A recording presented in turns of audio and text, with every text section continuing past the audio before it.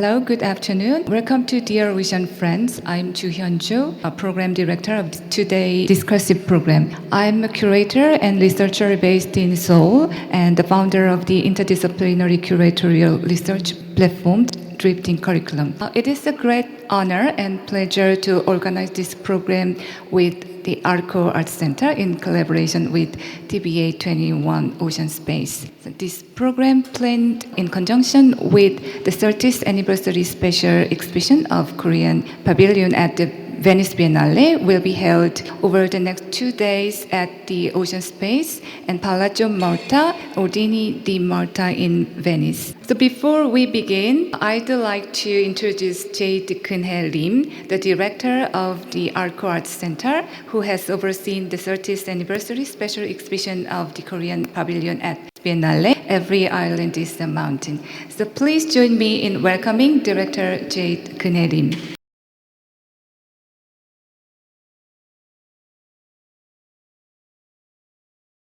Hello everyone, it's a great pleasure to meet you all. I'm Jade, the director of Arco Art Center. Arco Art Center is one of the major public art gallery in Seoul. Arco Art Center is affiliated with Art Council Korea, which is a national funding body for arts. We have been in charge of the Korean Pavilion at Venice Biennale since its opening in 1995. And as Dr. Cho briefly mentioned, this event is related to the exhibition celebrating the 30 years of the Korean Pavilion in Venice. The exhibition opened on 18th of April in the neighborhood of Ocean Space. It was the day after this beautiful exhibition, Restoring Oceania exhibition right here. And please visit Palazzo di Malta before its closing on the 8th of September and explore the art of 36 artists from Korean pavilions. The title of the anniversary show is Every Island is Mountain.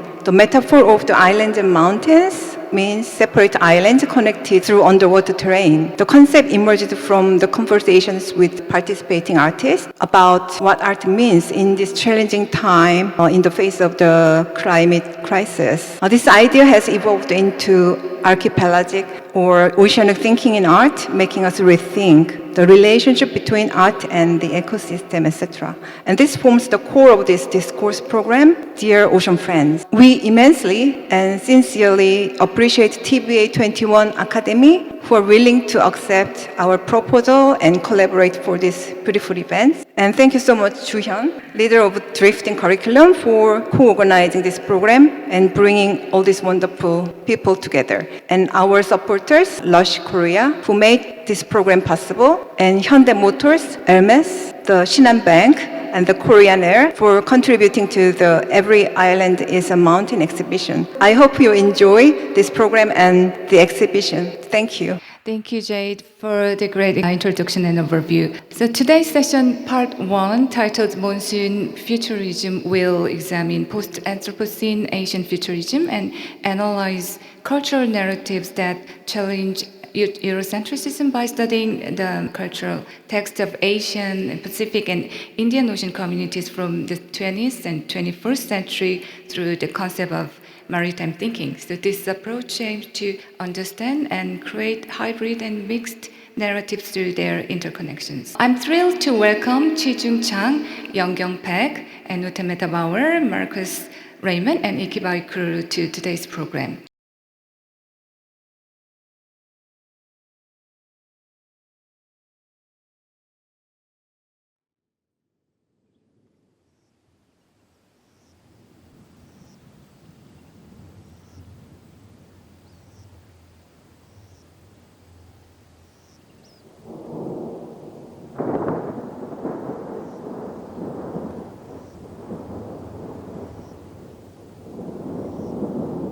There's no such thing as bad weather, only bad clothing.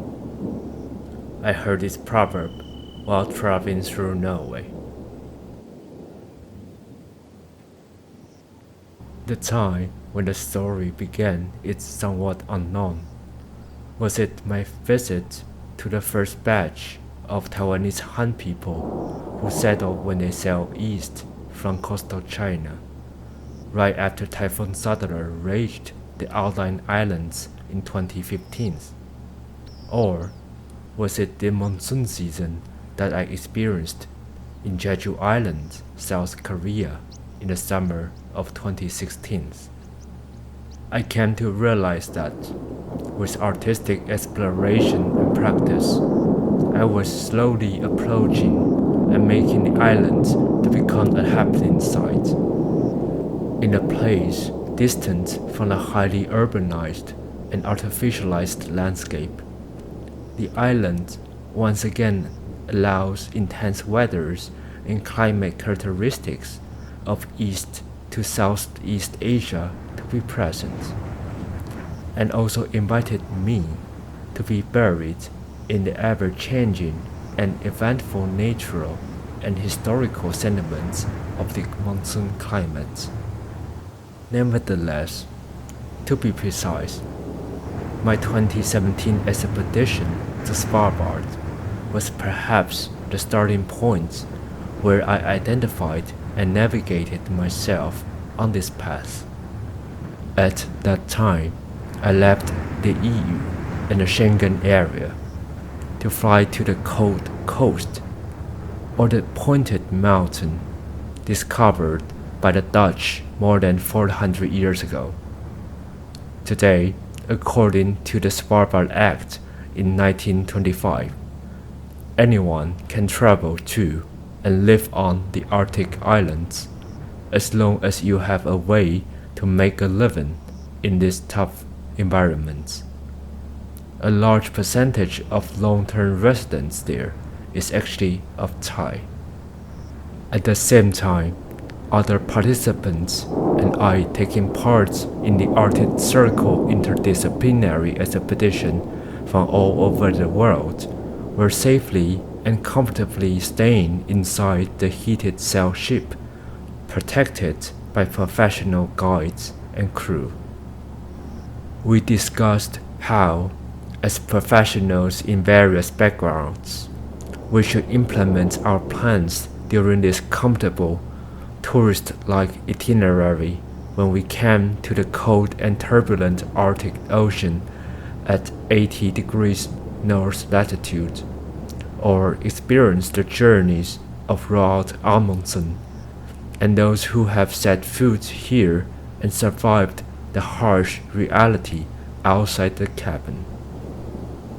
Alan, an artist from the United States, asked me out of curiosity. Taiwan is an island country located on the west side of Pacific Ocean. Does it also have a rich maritime and sailing culture? Just like what we witnessed behind the multinational cultural story of the tall ship Antigua we traveled with. Out of embarrassment and shame, I said no. Contemporary Taiwanese mentoring culture, dominated by the Han ethnic groups, is afraid of water. Most people don't even swim in the sea. Unlike the Aboriginal cultures that have long been suppressed and marginalized, the Han residents who mainly live in settlements on the western side of the island mostly inherit the land-based mentality of the mainland China. In addition, the ruthless waters of the Taiwan Strait frightened the ancestors, who could not bear the harsh conditions and took the risk of crossing the troubled waters.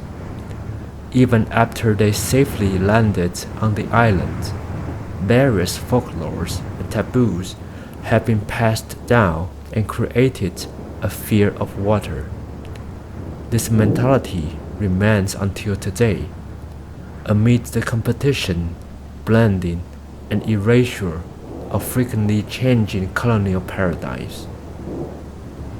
It also includes the mindsets that shaped 妈祖 in Taiwanese, as the benevolent guardian of the sea in the hearts of Chinese-speaking communities along the Western Pacific, as well as the flowing corpse worship, the pantheistic belief system developed out of compassion for countless anonymous victims around the world who have died in storms and waves since ancient times.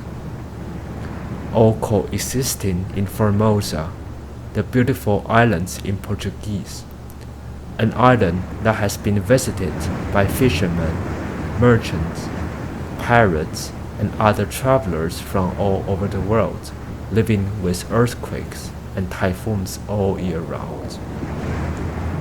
Here is a story from my previous project to illustrate the complex intersectionality of the islands.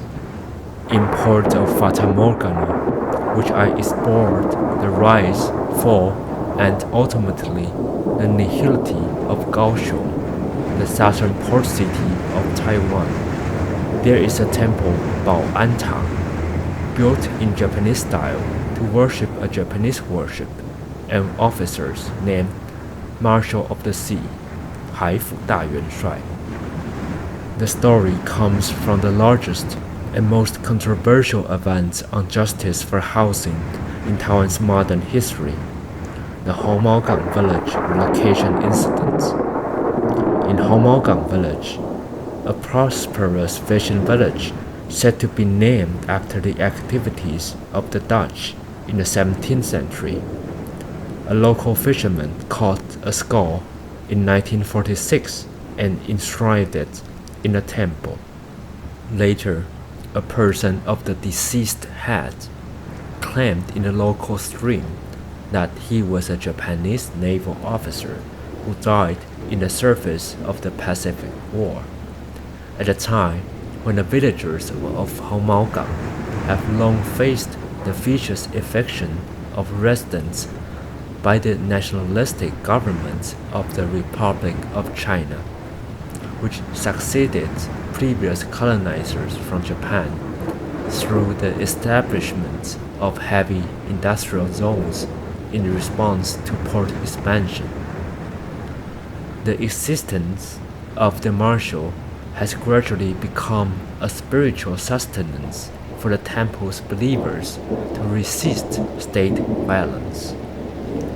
The port expansion was completed and the second port of the harbor was opened in the summer of 1975. About 2 years later, in July, a medium-sized Typhoon Selma completely destroyed Port of Kaohsiung and caused a nationwide disaster in the south of the island, known as the greatest destruction since Second World War. Port of Kaohsiung was thus closed for more than a year, but it continued to develop after subsequent revitalization and reached its peak in the late 1990s. It was once the third largest container port in the world, second only to Hong Kong and Singapore. By the beginning of 2000s, 𝙁𝙁 believers finally decided, out of despair, to adopt the broken jade operation invented by militaristic Japan, the former colonizer at the end of Second World War. Using a strategy similar to a terrorist attack, they attempted to explode a private barge at the entrance to shut down the port.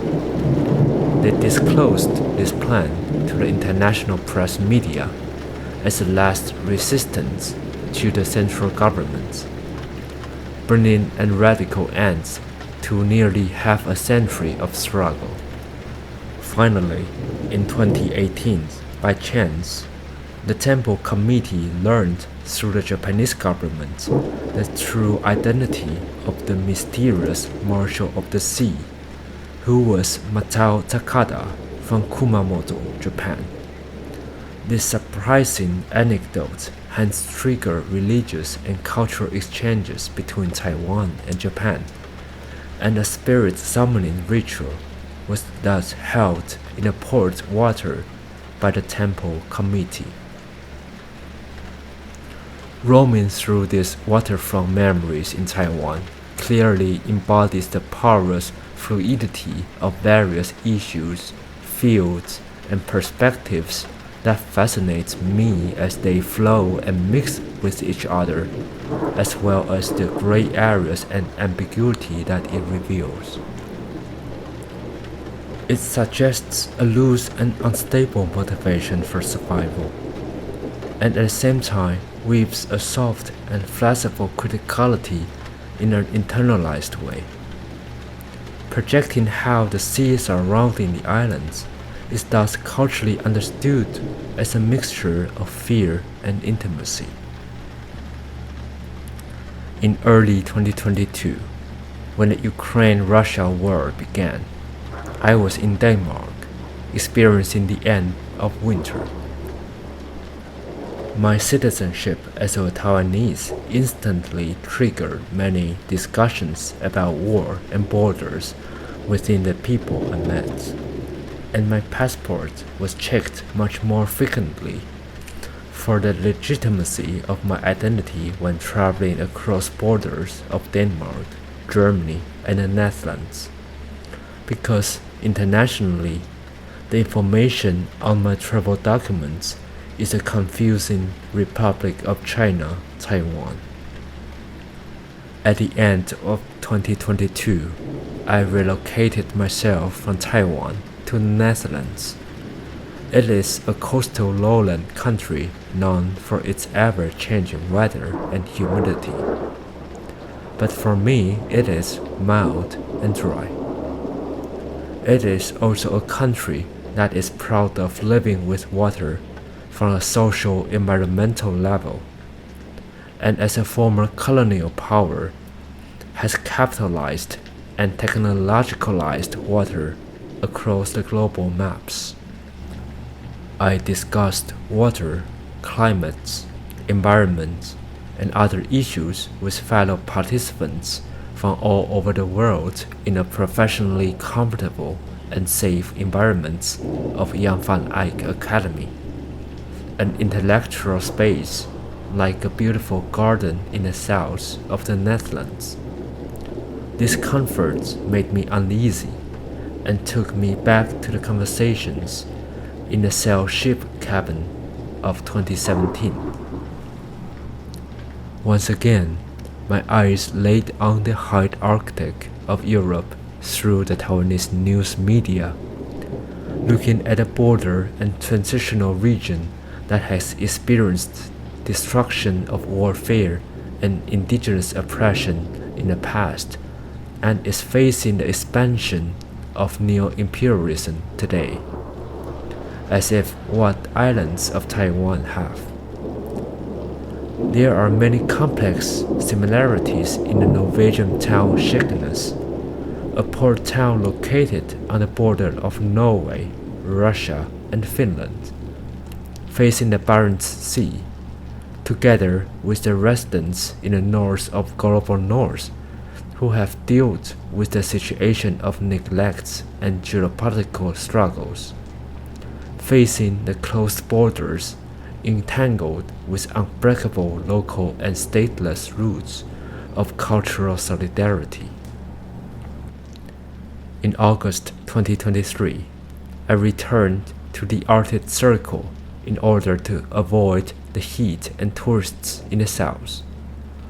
Unexpectedly, when the storm hits the North Sea regions, the temperature in Amsterdam was only 18 to 20 degrees, and the southern part of Norway was encountering floods.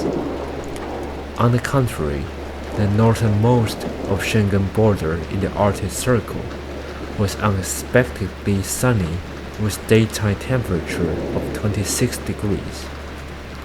All the warm clothes I carried were of no use, and I almost suffered from heat stroke during fieldwork.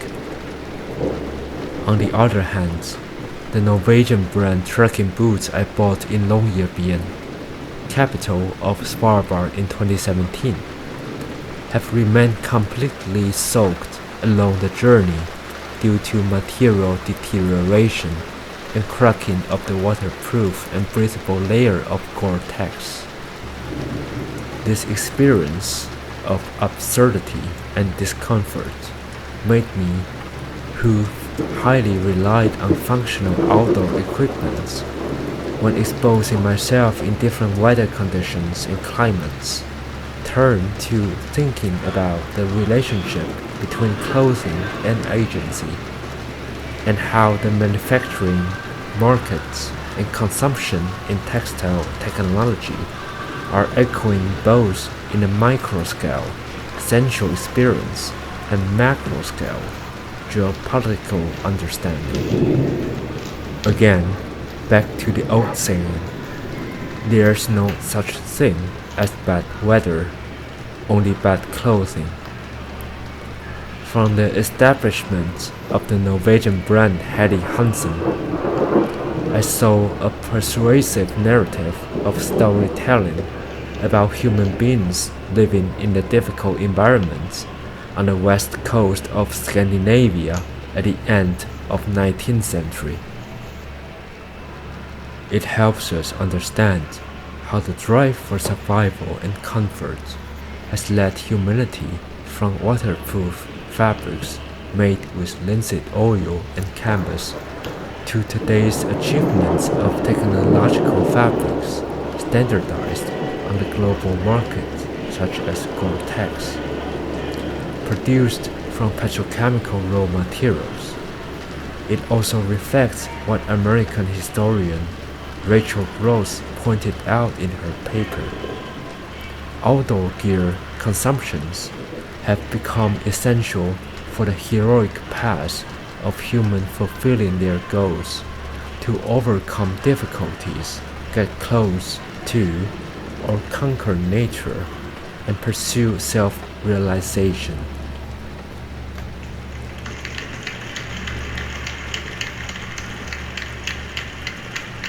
While Gore-Tex products are advertised as reliable, durable, and comfortable amniotic membranes for all adventurous minds exploring the unknown and pursuing excellence, it also has two conflicting characteristics at the same time.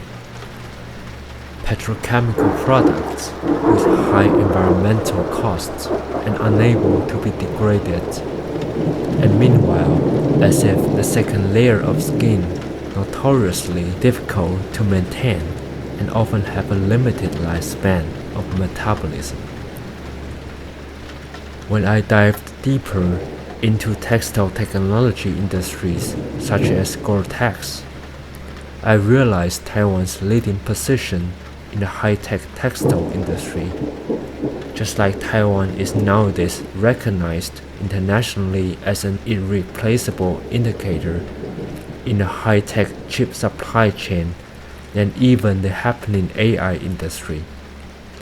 In the difficult situation of being long threatened by PRC and even being internationally isolated for decades, the political imagination of a silicon shield that the world must intervene to defend has been created and recognized. The price of safety and comfort is high on every level, especially when it comes to survival and freedom from fear. The characteristics of the monsoon climate as an oceanic and southern experience are shifting northwards and landwards with the process of global warming and climate change. Many scientific studies have confirmed that the epidemic areas of tropical and subtropical diseases are expanding to higher latitudes, and deadly Vibrio vulnificus, common in warm seas, is also gradually spreading from low latitudes to temperate zones. In 2021, the American tech company NVIDIA proposed to use a new generation of supercomputer to create planet-level AI digital twins, Earth 2, an omniverse which uses real and virtual synchronization to accurately simulate and predict atmospheric phenomena as a new cutting-edge technology to assume de-risking strategies and responsibilities for extreme environmental crises. The CEO from Taiwan recently officially announced at GTC 2024 that the company is cooperating with Taiwan's Central Meteorological Bureau. He hopes to use Earth-2's capacity and Taiwan's rapid changing island environments to strengthen the prediction of natural disasters such as typhoons, as well as cope with the densely populated and artificial East Asian metropolitans for more data modeling of microclimates in such environments. But at the same time, taking Taiwan as an example, the violently changing environments in East Asia have also long inherited American culture and rely heavily on air conditioning and environmental control technologies to create a consistently cooler, drier, and comfortable living space that is very different from the original landscapes. That layers of skin like Gore-Tex has unconsciously extended to every boundary of our daily life. I thus found that Monsoon diffuses from the foundations of earth science and meteorology and becomes an identity, an empirical method, and an epistemology. Comfort is a subjective experience of intertwined rationality and sensibility arising from the interaction between human beings and the environments. It is still based on the projection and extension of human imagination, just like the rhetoric of eco-friendly and more than human. Therefore, can the perception of comfort be understood as a continuous dynamic process of self-boundary destruction and reformation? At what time or space does human find that discomfort exceeds the critical points that one can endure? Following the idea of humanitarian geographer 𝙤𝙀𝙭𝙀𝒏, in order to escape from the discomfort of being a human, the species has created civilizations, technologies, fantasies, and desires for itself. And in this process of continuous exploration and experience, humans have also continued to unconsciously domesticate themselves. Ultimately, how have we shaped ourselves? And what cost are we willing to pay for comfort? What is bad weather? What does bad clothing mean? Who's to experience any discomforts?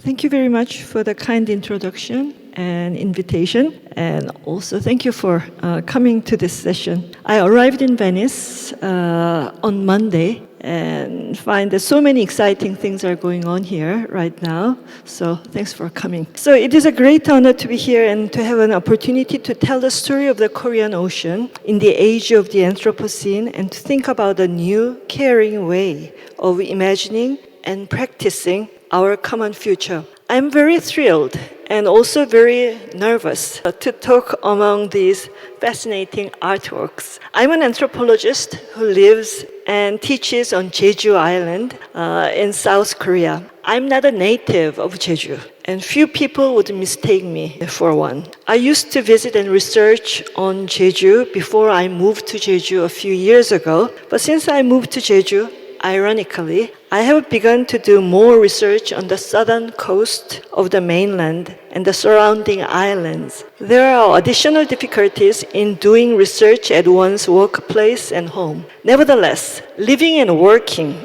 in an island, not just doing research on islands, has given me some thoughts and insights I would like to share with you today. Upon first hearing, South Korea as an island might sound strange. Yet, surrounded by the sea and sharing a border with North Korea, blocked by demilitarized zone, South Korea is a de facto island, and there is no way you can enter it by land without crossing the border. South Korea's historical experiences have shaped this geopolitically conditioned insularity and at the same time shaped its socio-political imaginaries. Today, I would like you to reflect on the way this insularity and negativity towards the island and islanders have reinforced each other, and then, in the course of exploring the different genealogies and possibilities to view the ocean, I hope we can find a way to imagine and practice a more sustainable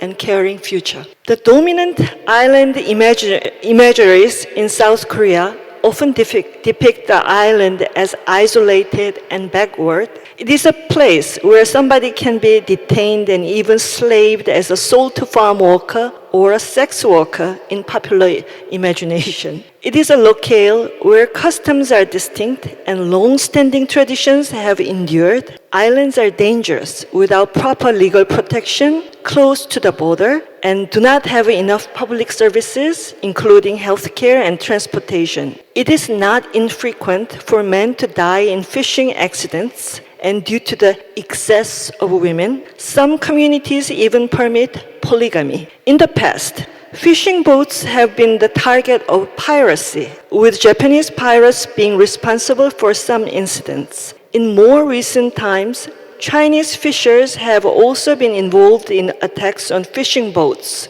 Some myths and legends tend to locate on an ideal utopian place on an island. This represents a reversal of the island exceptionalism rather than an accurate representation of island reality. It is crucial to acknowledge that the prevailing negative and distancing images of island in South Korea have been shaped by historical context and do not possess an unchanging nature. The Korean peninsula, with more than 3,000 islands, including 472 inhabited ones, has a long history of vibrant maritime trade, mainly until the end of the Goryeo dynasty around the 13th and 14th centuries. It is also evident that the islanders were obliged to provide the central government with local specialties. In Jeju, these included abalones, tangerines, and horses. However, they were exposed to the harsh weather conditions of frequent typhoons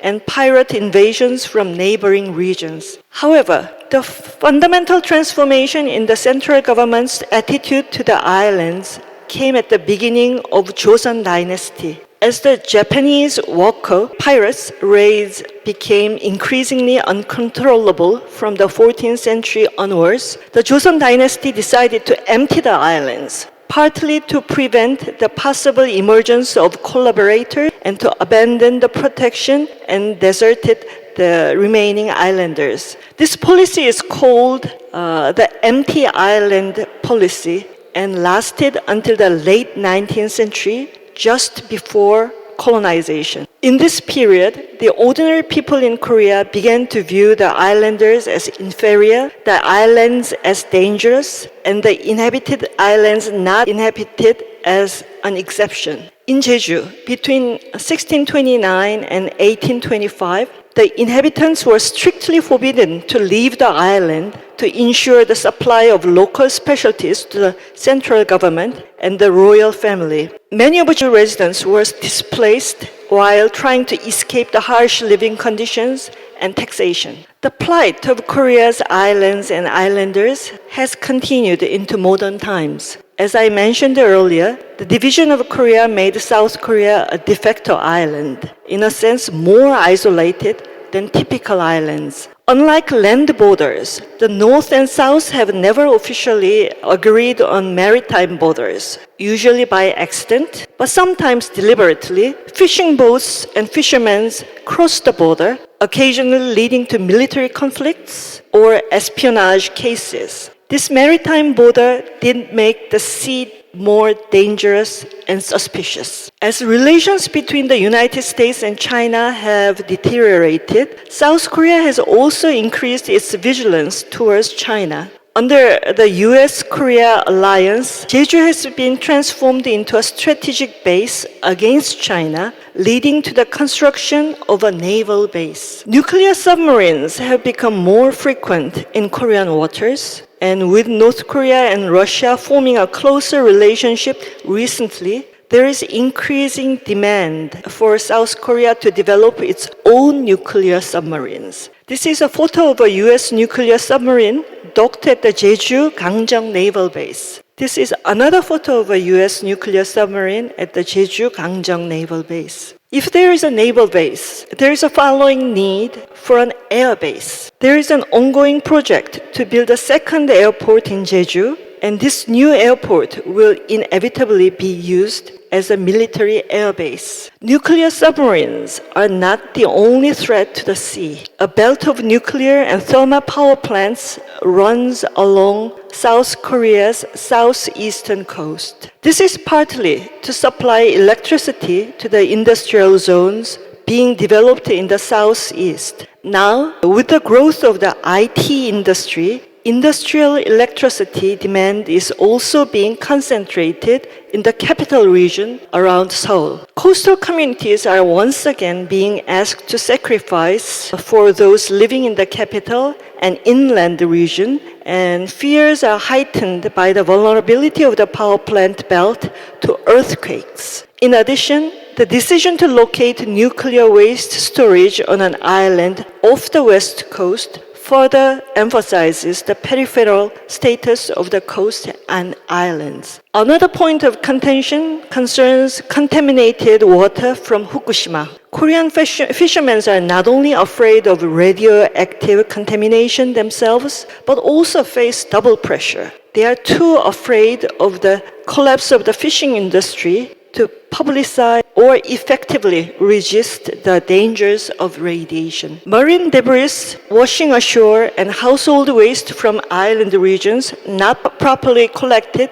due to the shortage of administration are both factors damaging the ocean and islands. With climate change comes an increase in sea temperatures. It accelerates the phenomenon of ocean desertification. Jeju's female divers, recognized as UNESCO Intangible Cultural Heritage, are protected and preserved, but they say there is nothing to catch in the ocean due to ocean desertification. While this female divers' culture is a long-standing Jeju heritage, the Anthropocene crisis is threatening their existence. The most vivid maritime tragedy in the memory of South Korean citizens is the sinking of the Sewol ferry in 2014. The disaster claimed the lives of 304 people, many of whom were high school students on a field trip to Jeju. The incident highlighted the failure of the state to fulfill its rescue responsibilities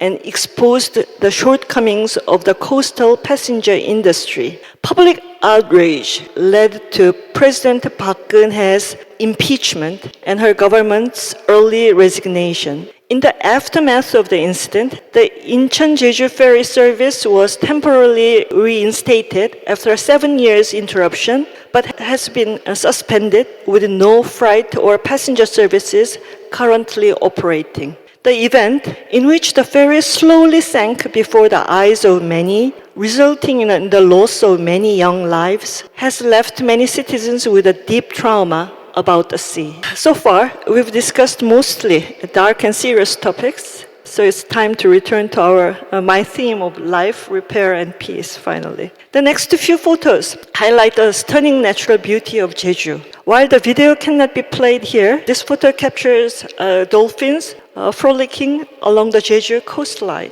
Jeju is an island formed by volcanic eruptions. It is characterized by the black basalt rocks that can be seen along its coastline. The stones stacked by the seaside form small pagodas, each representing the wishes and hopes of the people who placed them there. In the forest of Jeju, trees have rooted themselves on rocks, becoming one with stones. Canola flowers and sea mustard flowers are iconic landscapes that symbolize spring in Jeju. Beautiful nature certainly has the power to heal itself. But here, we want to explore other ways and resources to imagine life and repair with the ocean. Buddhism often compares life to navigating a sea filled with suffering. The enormity of the sea symbolizes the endlessness of suffering. At the same time, the sea was also a path to the unknown, a route through which the teachings and scriptures of Buddha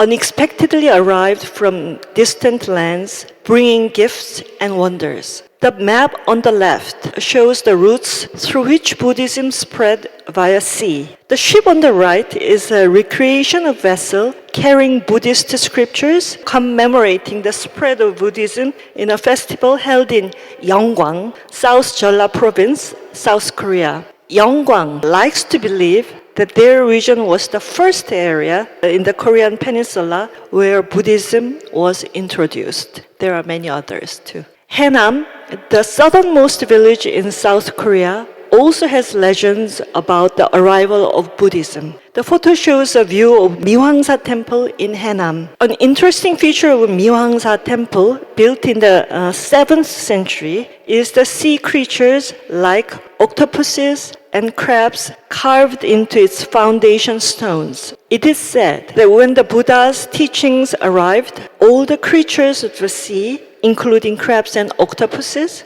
gathered to pay their respect to the Buddha. This legend, carved into the foundation stones, reflects the belief that all things, not just humans, have spirits. The idea resonates with the spirit of posthumanism, which is becoming increasingly influential today. In Haenam, the 𝙀𝙀𝙧𝙮, good ritual, is held every year on the first full moon of the Lunar New Year to comfort the spirits of those who have drowned in the sea. Haenam is the largest production site for 김, dried seaweed. During the festival, 김 is spread on straw mats, and sticky rice and side dishes brought by each household are placed on top. The food eaten during the festival is believed to be consumed by hungry, wandering spirits, not by the participants themselves. It is also believed that one must eat food from at least 9 different households. The leftover food is not taken back home.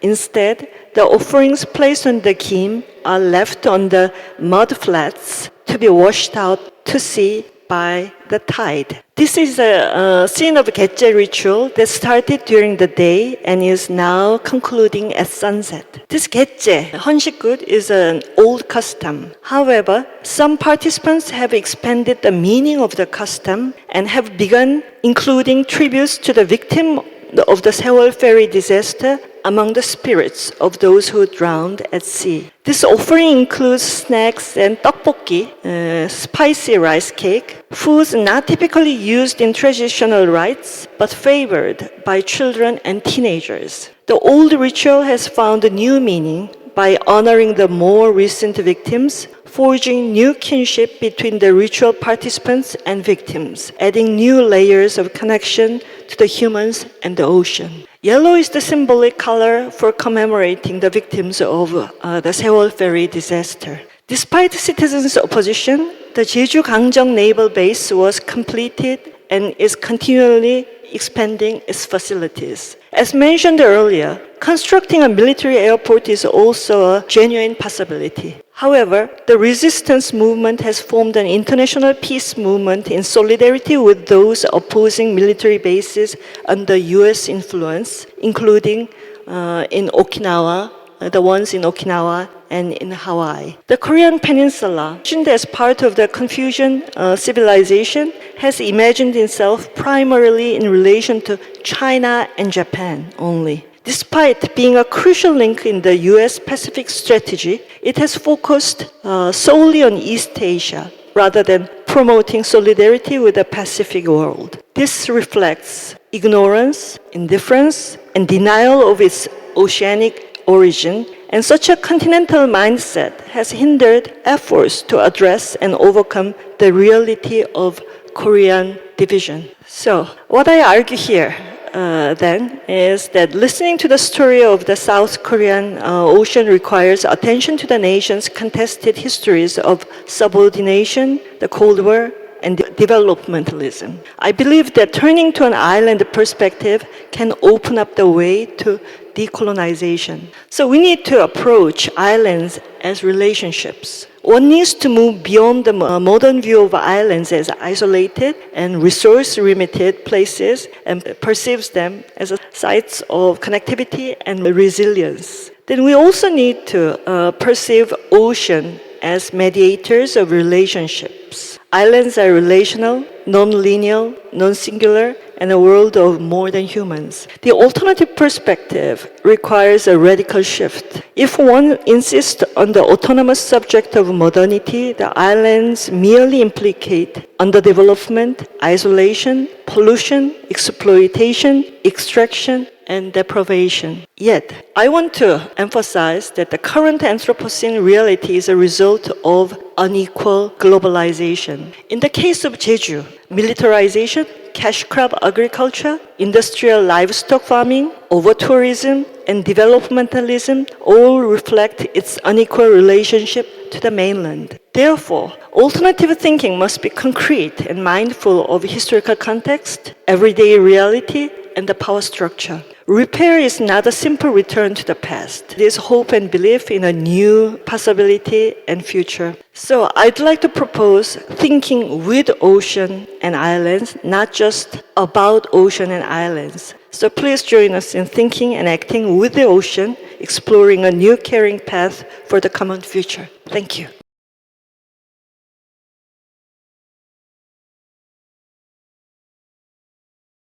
Good afternoon, everyone. My name is Markus Rahman. I am one of the directors of TBA21. Welcome to Ocean Space. I hope that you've been having a fantastic program until now. Today, I'm going to speak to you a little bit about Restoring Oceania, the exhibition that we currently have at Ocean Space, curated by Taloy Havini with new commissions from Timea Poe and Elisabetta Hetta. This exhibition has been a long time coming, so to say. Just wanted to give you a little bit of a backstory and an insight into the way of working and how we got to where we are right now. So TBA21, as you probably know or might know, is an abbreviation for 𝙀𝙀𝙀 Art Contemporary, which is a contemporary art and advocacy foundation that was founded in 2002 by Francesca 𝙀𝙀𝙀. And in the beginning, it was meant to be a collection for the public sphere that was mainly based on, or is mainly built around commission. So very early on, the foundation itself and the founder wanted to be very present in developing artistic ideas, practices, projects, and then also be part of the production of it. And this is how we worked from very early on, very often supporting artists with a research-based practice that we're looking at questions of a lot around social justice and social change, and more environmental questions. And then approaching the 10-year anniversary of the foundation, Francesca challenged us as teams and said, I want to start a new project, and this new project is meant to operate completely differently to what we've done so far, which was commissioning, producing, exhibiting in Vienna at the Augarten in our exhibition space, publish public programming, as well as publicizing books and publishing books around these artistic practices. So this new project was meant to operate differently and was meant to focus on the environment, which is rather a difficult design question. We analyzed very closely the concerns of the foundation. What is it really interested in? And we came to 2 points. And these 2 points were, on the one hand, change, the causes and effects of change, the conditions for change, what are the conditions for positive change, what can contribute to change, and so on. How can you trace the causes and effects of change? And on the other hand, was really interested in creating spaces for transdisciplinary exchanges. And so with these two things in mind, we thought, okay, is there a system within the environment that embodies this change? And after looking for a while, we came to the ocean. And the other proposal was, let's not make art, no, but let's work closely and committedly with artists as investigators, as researchers, and around their artistic curiosities, curate and assemble teams that would support them in doing so. And the main content provider of this was a boat. So the question was really not, can we have a research group and then think about the ocean from our laptops, reading rooms, libraries, and so on, but actually, can we expose ourselves to the ocean? Can we expose our bodies to the elements and think from and with the ocean? Can we think from and with change? That was the proposal. And very early on, obviously working with scientists, we understood that the urgencies around the ocean were nearly as dramatic in 2011 as they are today. But very few people were talking about it, and even less were talking about it in the cultural space. And so we needed to ask ourselves, as cultural practitioners that now have these information, how do we respond to that? How do we engage with these situations? And so we came to the conclusion that creating contemporary art found exhibitions in a very small niche. You know, contemporary art and environment is a niche, but in contemporary art and the ocean back then was like unheard of. We have to take a decision and respond differently. And so we decided that on a case-by-case basis, we wanted to evaluate if it makes more sense to respond to whichever information we received with a conservation side or initiating a conservation side, a research paper, a policy intervention or a legal intervention, an educational program, or an exhibition. So all of this was possible, and we evaluated on a case-by-case basis. And so by the time that we initiated our first exhibition or hung our first exhibition at the Garten in Vienna, which was 2017, we had already initiated, I believe, 3 conservation sites. We had become observers at the International Seabed Authority, which is this United Nations body tasked with the administration and distribution of the resources on the deep seabed, which is currently being discussed under the topic deep sea mining. We had initiated a PhD program with the Max Planck Institute and so on. So in 2016, we launched our first program within the Academy. So until then, it was really project by project. We understood, after circumnavigating Iceland and then crossing the Atlantic and reaching Woods Hole, in the engagement with the scientists there and presenting to them a number of artistic sketches, I would say, based on recordings of Jana Winderin, the Norwegian sound artist, where she was recording cold water shallow reefs, coral reefs. And just in the way that Jana was recorded, with an absolute understanding that the reef and the inhabitants of the reef were performers, not just objects. There was so much information in that recording that the scientists could all of a sudden decipher, that they were really struck. And so we were sure that there was something more in this collaboration between arts and science than, let's say, an economic exchange. I give you information, you give me visibility, but that there's an added value, and that, you know, art in itself is a knowledge building practice beyond all of the other things that we know and believe in. But so in 2016, we launched our first program, which is called The Current, and it's a curatorial fellowship program. And the first fellow is currently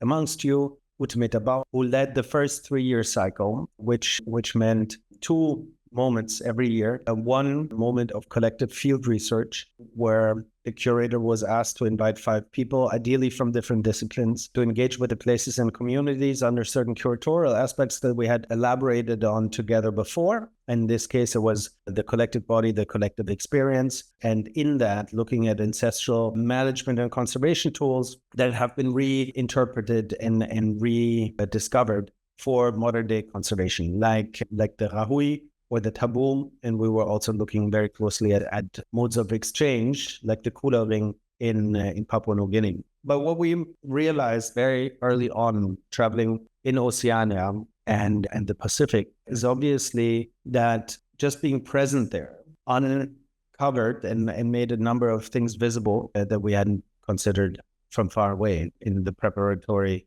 research and so on. And one of the very striking understandings that we made was really the intimate relationship that Pacific Islanders have to the ocean and the sea. on the one hand, having ancestral relationships, but also familiar relationships. And obviously living on relatively small islands in a vast sea, one had to create a rather sophisticated, sustainable way of being. And on the other hand, it was in 2016, which was really still a time before the effects of climate change became as evident in Europe as they are now. And so to be in places that by themselves contribute hardly anything to the greenhouse gases, but suffer dramatically from the effects of climate change, really brought home the urgencies in working around these topics.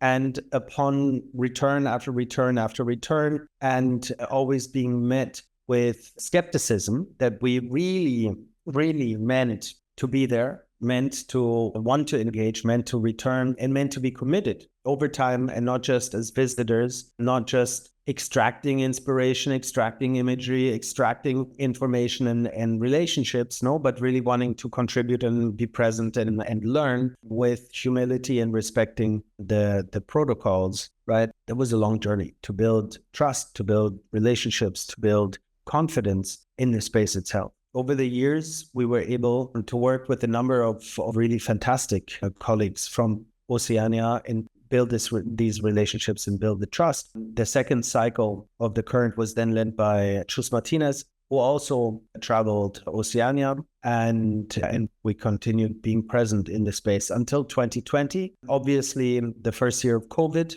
but secondly, also the last year of us using the boat, the vessel, because in 2019 we had opened ocean space and we didn't want to have two of these carbon heavy footprints. And so therefore 2020 was meant to be our last journey. This journey was meant to lead us to Palau. And on this journey, we wanted to take Taloi Havini. Obviously, everything came very, very, very differently. In that year, we extended a number of shorter commissions to the artists that were meant to go on this journey with us. And we asked them to work from home on works on the ocean. And Taloi sent us this fabulous work on the ceremonies and the rituals around coral spawning events in our own home island in Buka, in the Solomon Islands. No, sorry, not the Solomon Islands, but Bougainville, which is part of Papua New Guinea. And so when we came to 2021 and extending the invitations to the commissions for the cycle at Ocean Space, 2-year cycle at Ocean Space curated by Chus Martinez, it was very clear that we wanted to work with Taloi.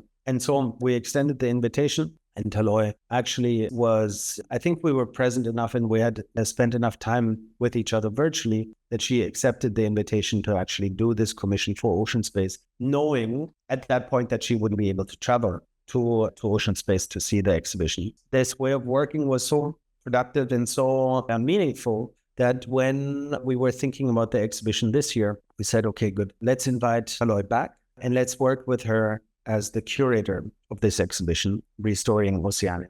And this is really the culmination of two concerns. On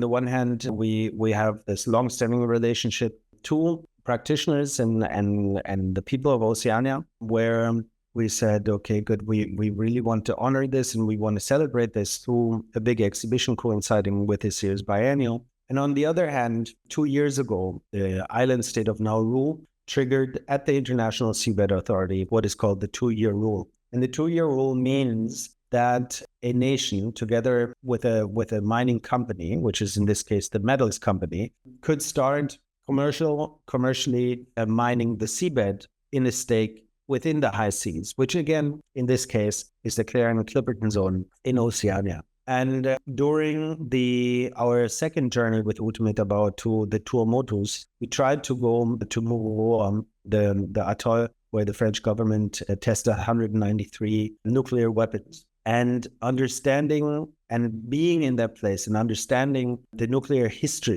that has been extended against the people from Oceania, we became very aware of this new environmental disaster waiting to happen, sanctioned by the United Nations, which is now called deep sea mining, which is meant to happen in the 𝙈𝙤𝙪𝙘𝙀𝙀 zone, so south of Hawaii and west of Mexico. And we really wanted to engage ourselves and see what a cultural institution like TBA21 can actually do at a policy making body as the International Seabed Authority. Because again, it's the same narrative. It's remote, it's far away, it's vast, it's distant, no one lives there, and so on. Exactly the same narrative that was being deployed for the nuclear tests. And this was something that was very difficult to bear and something that we really want to engage with. So this coincides, this triggering of the 2-year rule and the end of the 2-year rule coincided with the CS exhibition. And so while saying we want to stage an exhibition from Oceania with artists and curators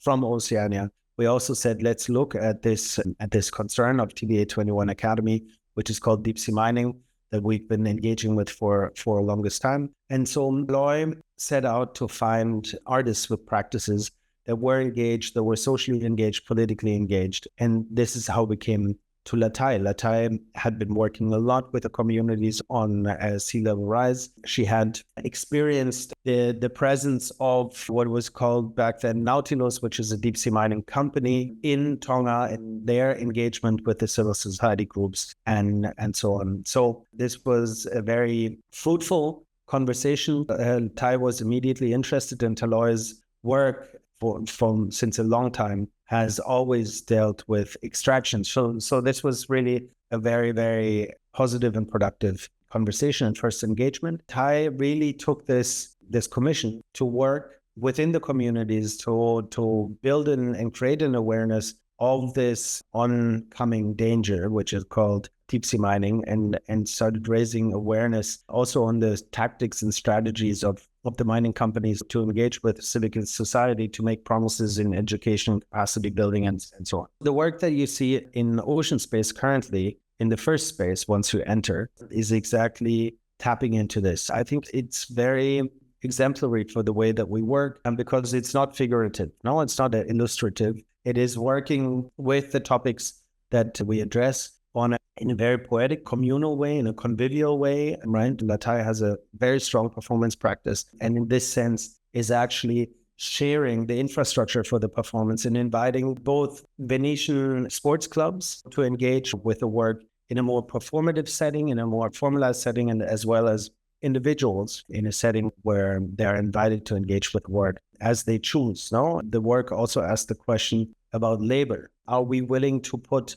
our labor into the work to actually activate it, or do we sit back and watch others activate the work? The second space, Elisapetta, deals with the fact in a different way. And this is more a place of mourning, a space for grieving, a space for reckoning that we have harmed the environment tremendously, that there are very few spaces for grieving and very few ceremonial spaces of grieving. So this is a space for all of this. It's a space that is regulated by a protocol that asks its visitors to engage with it through this protocol, and also offers a very quiet space for encounter, exchange, and meeting. But what both of these works speak to, and this is what we've learned in our many trips and voyages to Oceania, is that there's a deep, deep, deep connection to the sea, to the ocean, and both works offer us the possibility to connect with the ocean very deeply and give every visitor the space to feel this resonance through themselves. In that sense, this way of working, there was never or very seldom a straight line. There was very seldom knowing what it was looking for, but really sensing, engaging, relating, returning, committing, and so on. And so really working very slowly with a very critical understanding of, or critically questioning the ethics of visiting, and also the ethics of circulating imagery from these journeys, but trying not to speak about, but speak with and give platform to colleagues from the space to speak from was very important. And this is why this exhibition has been a long time in the making and is built and based on deep relationships, solid relationships, therefore is able to provide us these spaces and share with us the understanding, this deep understanding of our ancestral relationship to the ocean, which is now here and builds a bridge from one island nation to another island in a lagoon, and we couldn't be happier with the outcome of this exhibition. So thank you very much for your attention. I hope this gives you a little bit of more insight into our way of working, into the current fellowship program. Please take this opportunity to go into the research room and see the work that 𝙁𝙁𝙪 has developed out of her first cycle of the current. Understand this as a research platform that is more or less a catalyst for new works, new projects, new ideas, new ways of thinking, hopefully engaging with conservation efforts and different embodied kind of knowledge practice around the ocean. Thank you very much.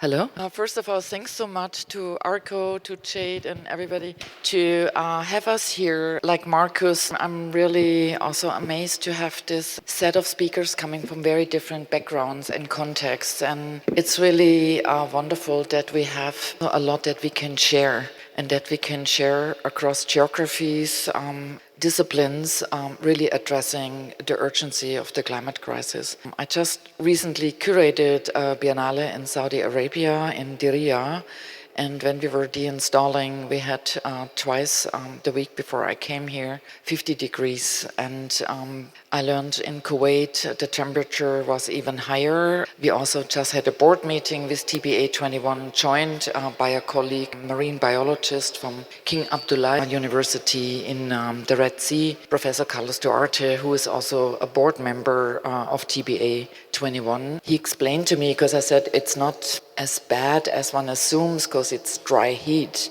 I'm used from Singapore to have less high temperatures combined with humidity, which feels actually much more tasking. And he said, don't be tricked. If you're too long outdoors with 50 degrees, after 10 minutes, your brain gets impacted. And I had no idea. We understand the climate crisis, we understand it's really bad, etc. But there are so many humans, they don't have indoor possibilities. I mean, Bedouins, etc., who live in the desert, who are based outside. Then there is labor that is happening outside. And then there are, as we heard before, also non-humans that are outside. They cannot retreat into climate-protected and temperature-protected areas. So the climate crisis is really an urgency that impacts not only disciplines or geographies, it literally impacts all life on Earth.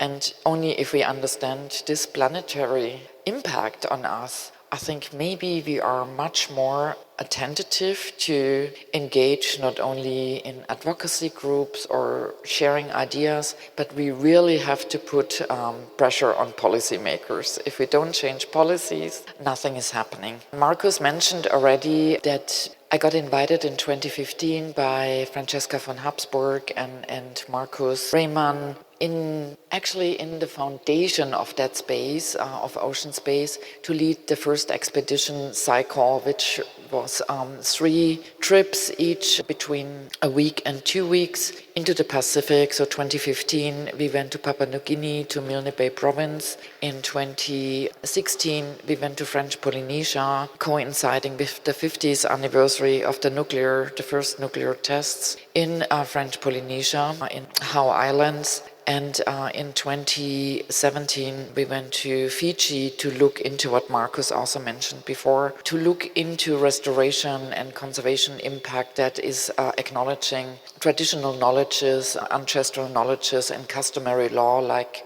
the 𝙈𝙭, the taboo, and the custom. And here I'm still working on the topic, which I never imagined before. I come from a city that has a river that is covered by concrete. I come from Stuttgart, but I come maybe from a context that contributes a lot to the climate crisis. My hometown, Stuttgart, is home to Mercedes, Porsche, and Bosch.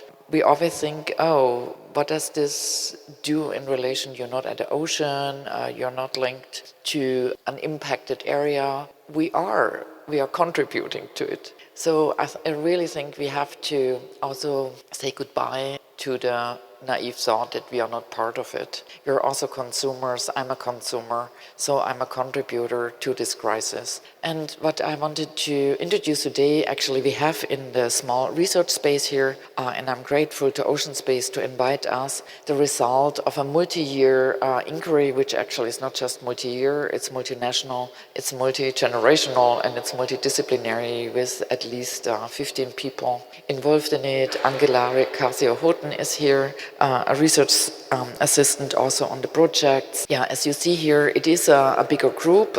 It is composed of almost all former fellows of the current. What we realized after 2018, we concluded with the last convening, which was titled 𝙁𝙀𝙁𝙀, Who Owns the Ocean? We cannot just stop now. We started to engage, we got the trust from ocean communities, and we felt we cannot just walk away.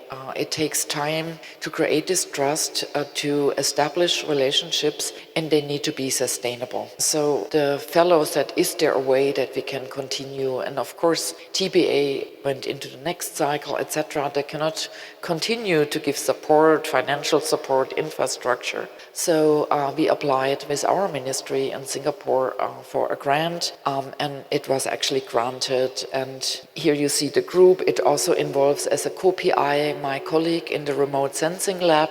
He came to NTU from NASA, studying actually large impact of climates and how through remote sensing these impacts can be measured on a large scale. Cyclones, earthquakes, etc. And we are very lucky that he was very, very interested in the work of forensic architecture, which works a lot with ground truthing, and met one of our fellows for the second expedition, now professor at the University of Trondheim in Norway, has been a founding member of forensic architecture. So the two of them started immediately also to exchange notes and effort. To address the climate crisis, it actually means to engage in a scenario of multi-factor stresses. It's not one thing, it's not two things, it's multiple factors coming together and really creating a stress situation. And if we want to de-stress, we have to address each of them, and none of us can do that, of course. So it's really very important to have collaborations, to really network with others, to establish a setting where we can support each other, sometimes exchange people. We engage in other researches, or we support advocacy groups. Some of us go be a fellow somewhere helping on the ground. It's really important to create these very, very sustainable networks. Yeah, like I just said, Angela is here. She has not been only a research assistant, but personally, as an individual, she engages advocacy group, SG Climate Rally. And it's very important that our students and young people actually share this agency, and I have to say, they are inheriting the planet that we leave them, and they are very concerned about their future, not only environmentally, it also is their economic future that we are addressing. And I think also more and more people realize we can, and it's not sustainable to be as anthropocentric as we are, and that we really have to engage in a post-human or also in a non-human relationship with this planet. That means we are just one of the life forms on this planet, but there are many others. They are very impacted from our being kind of like the biggest carbon emission. Another of our staff, another research assistant, Mecha, and my research associate came in. So they engaged looking into temperature changing exercises, looking into weather patterns on a longer term. So it's really important to understand when did the planetary shifts, when did these climate changes start to happen. And of course, temperature taking exercises are not as old. So this one here is from Farquhar, who was the first British resident. Singapore got under the British, and he started this only in the 18th century. So climate patterns we can only study with very, very little data that has been accumulated only about a few centuries. But of course we know the anthropocentric impact and imprint is of course much longer, and it's very difficult to understand long-term impacts if you lack the data. So we are very dependent on transmission knowledges that have been collected by communities at locales over many decades, over many centuries. They know their place best, and still as scientists we rely on our data, our academic data, which is very often very short term if we talk about Anthropocenic kind of like time, which is of course millennia. Yeah, this is one of the exercises Angela how did it was in workshops. So we invited also the advocacy group to invite other people, people from the public, to engage. Can they imagine a climate future? And it's also time that we include not just academics but include the population in really understanding what is going on, but also how can they become part of the solution and not wait for our governments to create change for us. It will not happen if it's not like, as Professor Pike said before, if we are not thinking with, we cannot think about, we have to think with, and that includes also all of us. Yeah, living on water. I live in Singapore since 11 years, which is a very high-tech, developed country, a small country, a city-state, also sometimes coined as the air-conditioned nation, because life changed with the invention of temperature-regulated spaces, which of course allowed people other working hours, other work environments, etc. But just like a boat ride away next to Singapore in the Riau archipelago, people are still living on boats. People still live the traditional life. The sea nomads, as they're sometimes called, or the Bachao, the Sukulauts, the people of the sea. And they don't have aircon, they don't have temperature measurement, but they have an incredible sense of the place. But unfortunately, in Singapore, they're almost pushed out of the country. They are forced to live in housing in order to support them. It's more hygienic, they have other conditions, it's more safe, etc., which of course they see slightly different. And so for me, it has been really very instrumental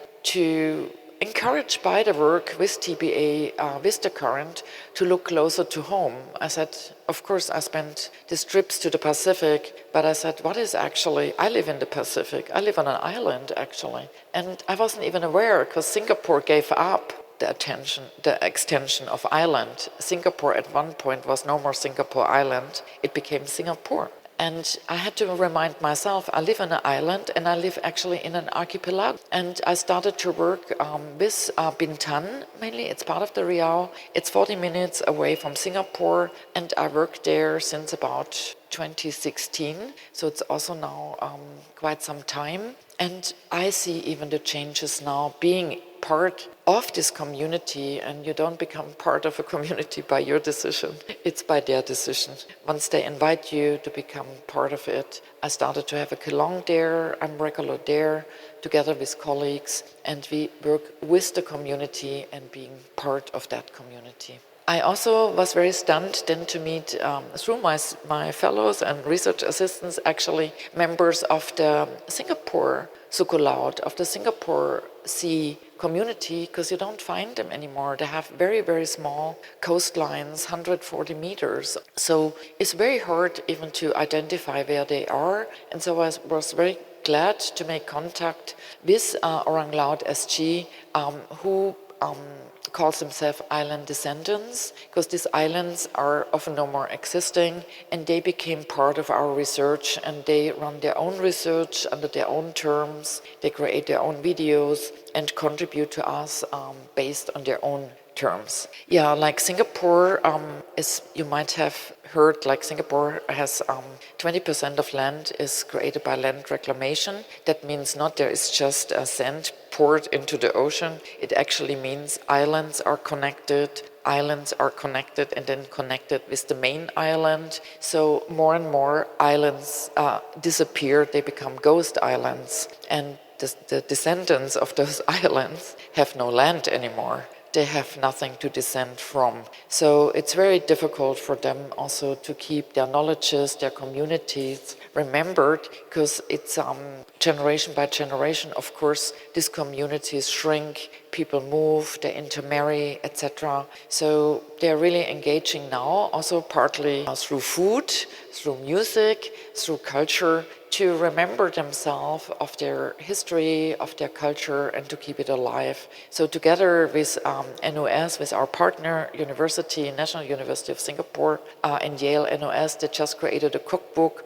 where actually Angela was one of the editors to look into the food of the sea people. Of course, it's sea-based, a sea-based diet, and it's based on what they found, but what they not so easily can find today. Because first of all, they're no more having fishing grounds. Second of all, the fish that they had in the past is no more in the ocean. We are overfished, like we have mangroves are eroded, we have coral bleaching, etc., etc. And corals and mangroves are the feeding grounds for fish. If mangroves disappear, if the coral reefs disappear, no more fish. Impact of rising seas are felt everywhere, but most and foremost in the Pacific. If you live on an atoll, and I needed to go on an atoll to understand what it means. An atoll is the top of a volcano. There were many volcanic eruptions along the Ring of Fire. These areas are very mineral rich because of lava, etc., coming out of the earth,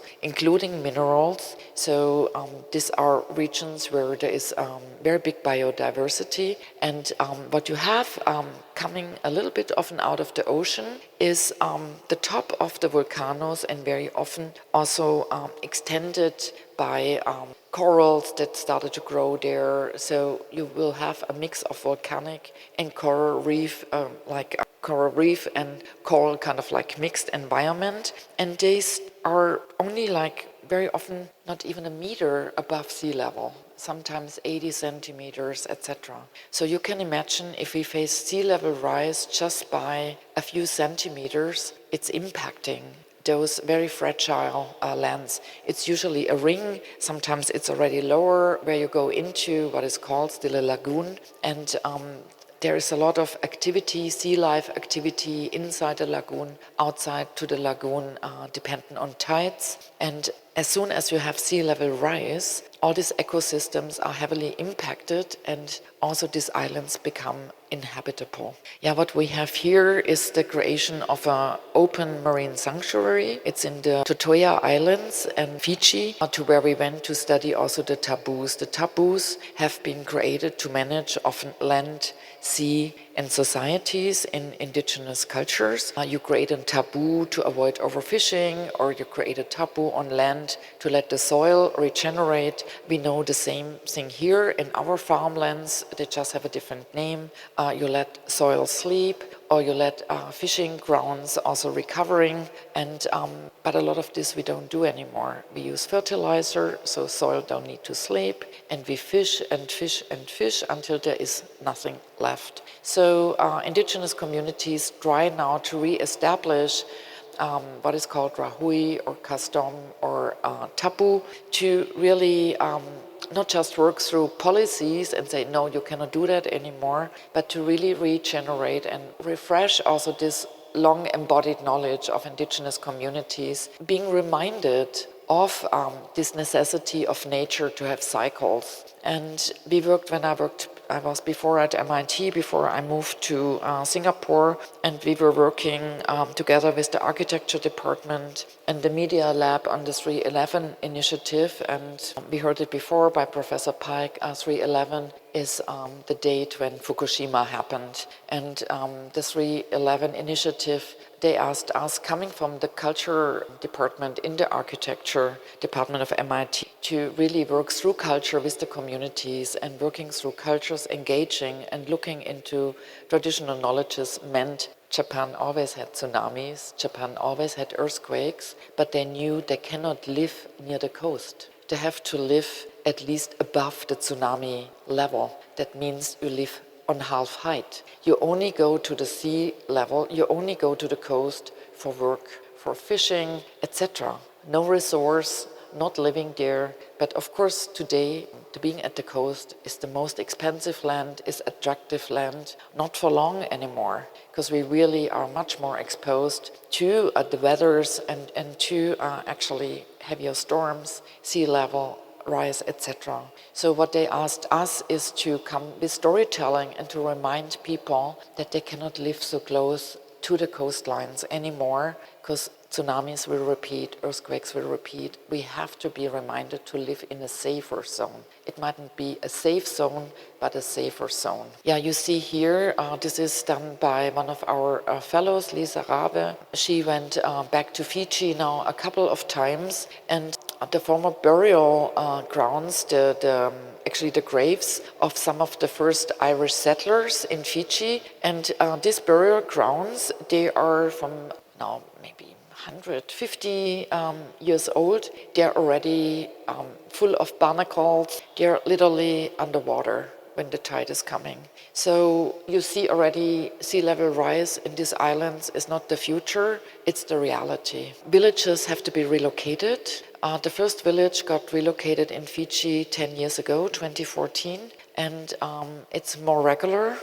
It's happening all over the Pacific. It's sea level rise, it's cyclones. And what it means to be relocated is not that there might be no land to relocate to, or islands like Kiribati, Tuvalu, etc. They're buying land elsewhere to relocate from their islands because they're already literally underwater. But what you lose is not only your home, you lose your fishing ground, you lose your agriculture land, and you lose pandans. Mud weaving is an income for the female community. You cannot fish anymore. So the family is not losing only their homes, they lose their source of income and they lose their source of food. I just came back last year. We had the last research trip to Fiji and to Vanuatu. The supermarkets are full of Chinese noodle packs. The normal diet is now a Chinese noodle pack. In lack of the cyclone impacted land cannot recover as quickly as the cyclones are coming. So there is no food available. And this has to be imported, of course, and it has to be cheap, because if you don't have income, you don't have money to buy food. So can you imagine that on islands that were before rich of fish, of yam, of taro, etc., you don't have food anymore? And you're dependent on a supermarket, but you don't have money to buy food to support your family. It's something I had not had in mind in this scale, actually, until we went also to Vanuatu, who was hit by 3 cyclones in recent years, and the soil is just not recovering. And the market, you go on the market, there are, you find papaya, you find mangoes, etc. But the prices are so high, the people cannot afford it. And it's just devastating to see that. And I could not imagine, we going into a supermarket, some of us experienced during COVID that a supermarket shelf is empty. But how often did we experience that in our lifetime? Very rarely. But going on an empty market and having basically a home and no food is not something we experience on a daily basis. And to see it there, it really creates another impact, and it also created much more urgency also on our research team. Also traditions. We were speaking before, if you work with indigenous communities, with local communities, you have to be reliable and you have to be sustainable. Extractivism does not just mean you're working in a mine or you're being on a shipping trawler. It also means you might engage in the culture, you might be a researcher like myself, you get information from the local community, you write your peer-reviewed paper, you extract other forms of knowledge. And we really have to be aware, how do we give back? There's nothing wrong with giving what you're basically offered, what you're gifted, but gifts, we were speaking, Marcus mentioned the Kula ring. Gifting economies usually meant you get a gift, but then you give a gift. There is an exchange. You take, but you give back, and you give and you receive. It's reciprocal, it's an exchange. And what you even see here, Fiji Airlines, they're using Masi, which is basically patterns that is owned by different communities that are printed on bark cloth. And Fiji Airways is using this, but did not give IP to the communities from where it was taken. The opposite, they put an IP on their Fiji Airways pattern. And this was actually, actually mourned by the local communities that even their own airway basically takes their traditional craft, which of course is at times sacred and is part of rituals. And the last thing where they want to see it was on an airplane and patented, having intellectual property put on it. Yeah, so one of my former colleagues, actually American-Korean, Dr. Christy Kang, she worked before a lot on projection mapping in urban contexts, and I invited her to join me in Fiji in 2017, and she got very interested in these patterns in the Masi, because she said maybe these are actually maps. Maybe the patterns are not just patterns, maybe they indicate something. So she started to engage in those patterns, and she left and she is now at Arizona State University and continues to work on that. And if we can now go on the next slide and play the video. Even for the climate change, we think that some of the, like I was saying, the materials that they are using now, that is a sign to us that the material, the raw material is just getting scarce. See, the Masi makers has begun to use other materials. When we look at a Masi, we can know where it's made from. See, and we can also see that they are traditional Masis. See, depends on the motifs that they have, and it depicts where it comes from. See, because all the islands they have designed. Yeah, and you can see all of the videos actually in our research room, so they're all there on play, but just to give you a bit of an idea, so every community actually has a pattern, and what we also find today, and that is a new research project by Christy, is we know there are mathiclos, but we don't know from which island they come from. If they enter museums, they're often gifted from collectors. It has the name of the collector, it's the collection of so-and-so and so-and-so, but it doesn't say from where they come from. So one of the hopeful positive uses of AI is with pattern recognition to identify patterns in different museum holdings, because many museums are now digitizing their collections,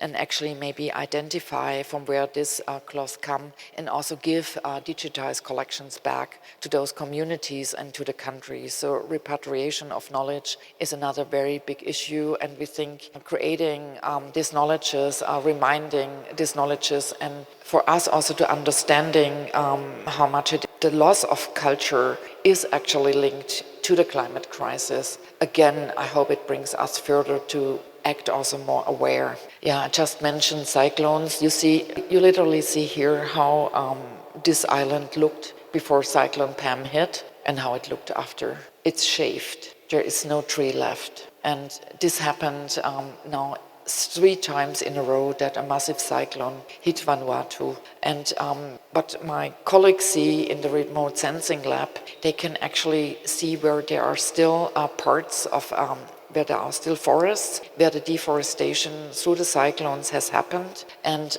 also in more active, when the cyclones are active, where are communities through light patterns, like as you see this heat. Yeah, you can see here literally through heat recognition where communities are living, and where basically villages might be even disconnected to help to bring assistance on the ground. Also food after a cyclone, people often are not connected, they cannot reach other places anymore, and they are having no food. So to also look if food can be transported via plane or via ships, etc. So what we also figured out, that our remote sensing lab has no contact on the ground, and what we have is we have contact on the ground. So we started to really analyze how can we bring the local communities and the academic communities together to improve also helping after a cyclone hit or after an earthquake, etc. And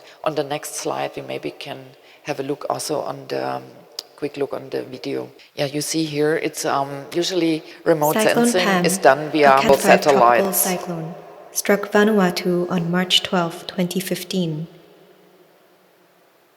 270 kilometers per hour, the storm caused widespread damage to infrastructure, homes, and crops. displacing thousands of people and leaving a lasting impact on Vanuatu's economy. For the Climate Crisis and Cultural Loss project, Interpret matched satellite imagery showing widespread damage from Cyclone Pam, produced by the Remote Sensing Lab at Nanyang Technological University, Singapore, with the location of interviews with survivors from the archives of Ni Vanuatu-led Cultural Association for the Arts. As a form of ground truthing, this approach allows us to link people to pixels and visually explore stories of extreme weather, climate change, and cultural loss, as storms continue to intensify and increase in numbers over Vanuatu. For this project, we relied on NTU Remote Sensing Lab's analysis of before and after satellite images captured by Japanese Aerospace Exploration Agency used to create this vegetation damage map, and the analysis of damage to infrastructure and homes based on before and after synthetic aperture radar images from the European Space Agency. One of SAR's advantages in remote sensing is that it can produce high-resolution images independent of weather conditions. The color variation. Yeah, as I said, like all of these videos are also next door in our project room. And what has been very important is to give also, we have to give confidence often to the local communities that we are in there on the long haul, not just like for a short visit. We have to convince our colleagues in science that artists are not just speculators or like fabulators, that our stories actually have impact, and we need these connections between their capacity of data analysis and actually access to data, but they also need access to ground truthing and to actually confirm what they see on a satellite. And it's only since recently that big academic grants accept non-academics to be part of researches. We could interview people, or artists could come and maybe contribute photos or something,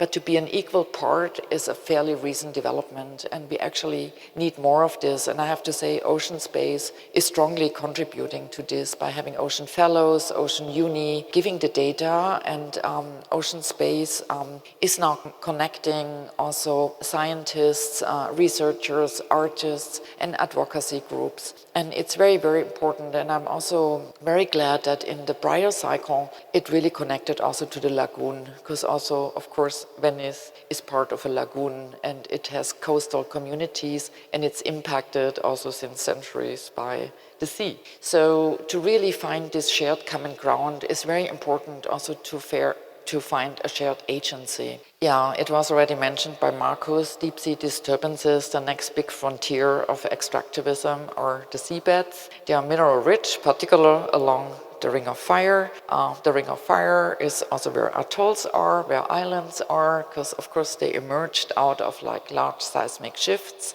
And so on the one side, actually, these islands, they don't have oil, but they might have rare earth. Everybody who knows now today lithium, europium, these are much, much higher priced than oil or gold. This in every video screen, in every cell phone, we have this rare earth to see the crisp colors that we see. Europium, for example, Lisa Rabe made also a film about that. And so, of course, people start negotiating with these islands who often don't have money anymore, have no income source anymore, maybe to partner in deep sea exploration.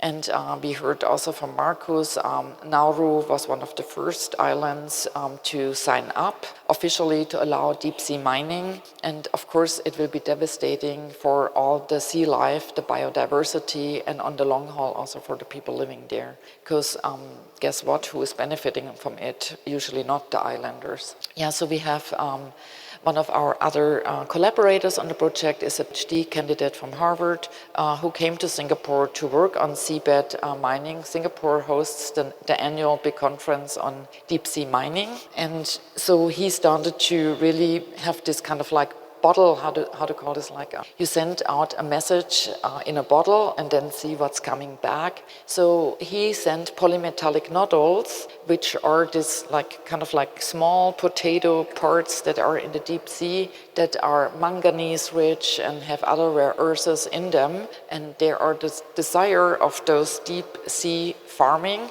And he sent samples of them he got from eBay, which I was stunned that it's possible to get them there, and was sending it to different people. And what came back, you also can see next door.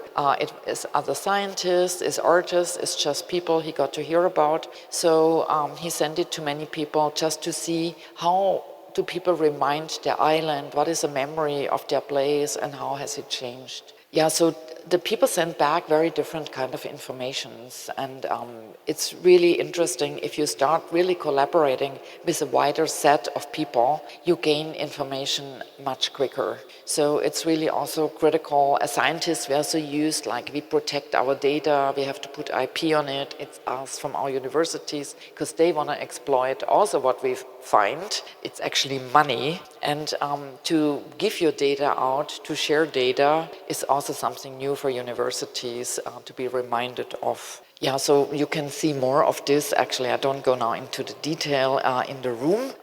We also have, there are small brochures. I know Ocean Space is paperless, but I still believe in paper over actually data, because data is very, very energy consuming. Every click on your cell phone might eat more data at the end of the day than having regulated grow of trees and creating paper. And for me, paper still goes a long way. People collect good books, they share information, and on the islands where we work, there is often no internet and not even energy coming from an energy grid. So for them, it's also something they are part of, they can share, and they actually collect. This is again the group that has been working on this research, and of course many, many more. You heard Further Arts is a partner in Vanuatu. Again, it's an advocacy group.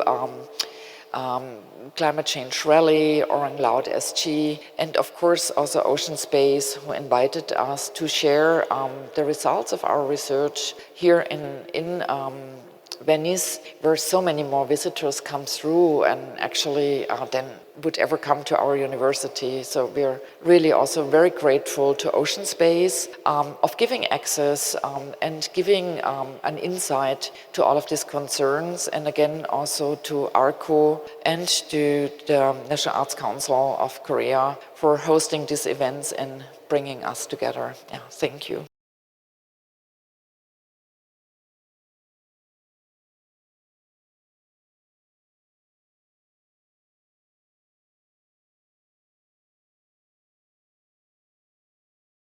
I hope you enjoyed watching the sweet story 바위 이끼 바위 크루. It was incredibly moving when 제주 아리랑성 by 하도해녀 Sea Women's Choir first resonated at the Natural History Museum in Kassel for Documented 2022. And this time, it's even more heartwarming to hear this Korean folk song on this Venetian lagoon. Then now we are going to have a discussion and Q&A with our panelists who have given enlightened presentations today. So as I mentioned at the beginning, the concept of the Monsoon Futurism involves reimagining Asia's future scenarios from a completely different perspective using keywords, maritime thinking, history, climate disaster, data, and sensory experience. So we aim to envision future scenarios for Asia that diverge from Western-centric views. So we are honored to have an anthropologist, Professor 𝙄𝙄𝙂, an international curator and scholar, Professor 𝙄𝙁𝙁𝙁, and artist 𝙀𝙫𝙭𝙀 from the crew here for a discussion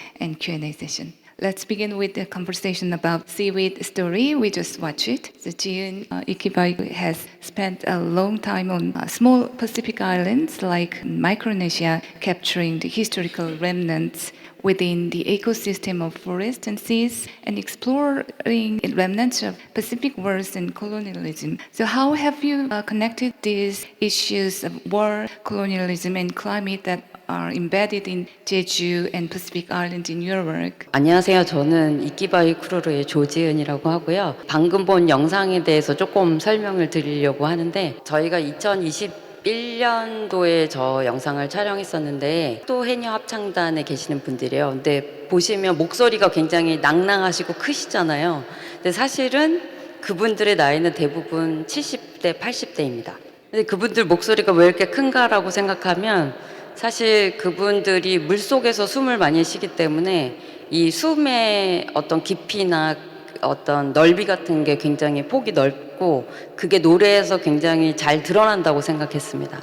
그래서 지금 보신 영상에서는 노래 한 곡을 저희가 사실 영상 작업으로 했지만 이 영상을 촬영하기 전에 1년 정도 하도의 해녀분들하고 1년 정도 프로젝트를 같이 했었습니다. 그래서 그때는 사실 그 동네 어린이들하고 워크숍도 했었고 그 다음에 이 하도 해녀 합창단이랑 그 다음에 제주도에 있는 제주춤예술원이랑 같이 공연도 했었고요.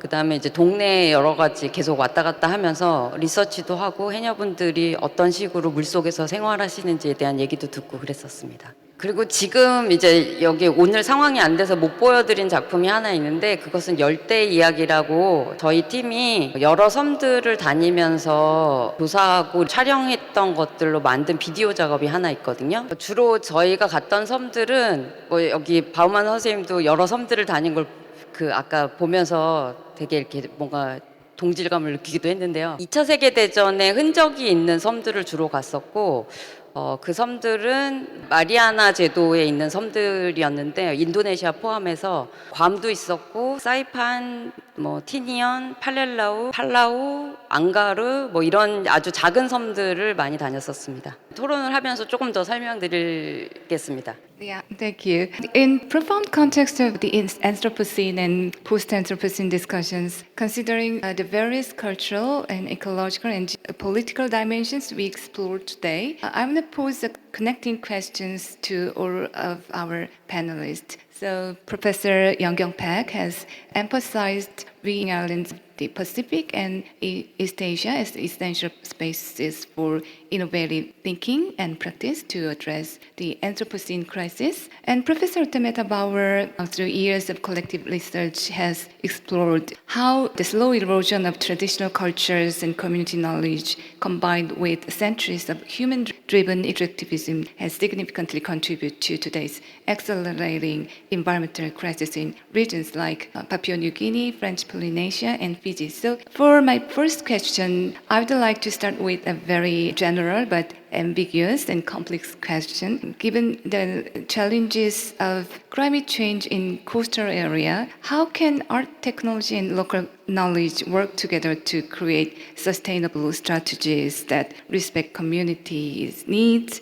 and preserve cultural heritage, especially in Asia and Pacific area impacted by historical exploitation and modern environmental issues? Obviously, this is situated with a very complex set of dynamics. So although we've shared many valuable examples already in your presentations today, in general, those efforts often result in superficial solidarity with a similar interest worldwide. What is important to ensure that these efforts do not end up as superficial solidarity? So, Professor, would you like to go first? As awareness of the planetary issues of the Anthropocene heightens and the international solidarity becomes more active, the most important thing to guard against is the loss of specific context. One of the things I have learned while living in Jeju is the local people who sometimes seem to think and act conservatively are not necessarily ignorant of the issues or lack anger. What often prevents them from taking action is that the logic of activism seems too simplistic, ignores the various relationships they have with their history, community, or everyday life.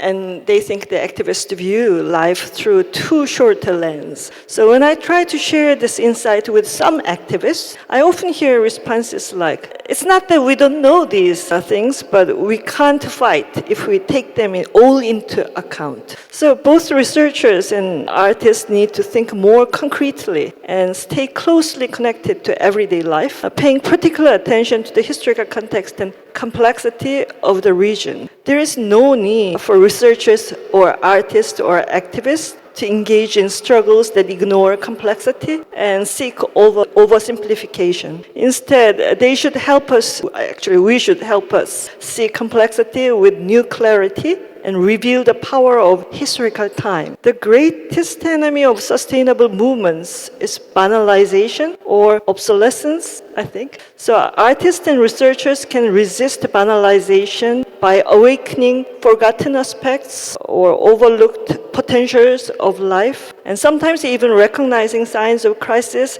that are present but not perceived. So in order to do this, it is crucial not to close our eyes to uncomfortable truth, but to think deeply and with a long-term perspective. So this might sound abstract, but it is necessary for a sustainable solidarity that goes beyond the surface. Thank you. Well, Professor Bauer, you already covered a lot in your presentation, but would you like to respond more to this? Yeah, I think you're absolutely right, and I think it's very important also to say to work with indigenous communities, or I would not always say indigenous, it's also local communities, because particularly the sea communities or Sami, also they move. They're not rooted. They're actually mobile communities, and to actually listen to them and to communicate in a language that is also understood. I mean, for example, Lisa Rabe, who I mentioned, she had this film on europium and on the rare earths that is actually already close to being extracted in the Bismarck Sea near Papua New Guinea. And she brought the film when we went on the ship. We showed the film on a laptop. We didn't have anything on the battery that she still had, and showed it to the elders on the island. And they were shocked when they realized how much worse is this rare earth. And it's stored in deep bunkers in Germany. I mean, one container is millions.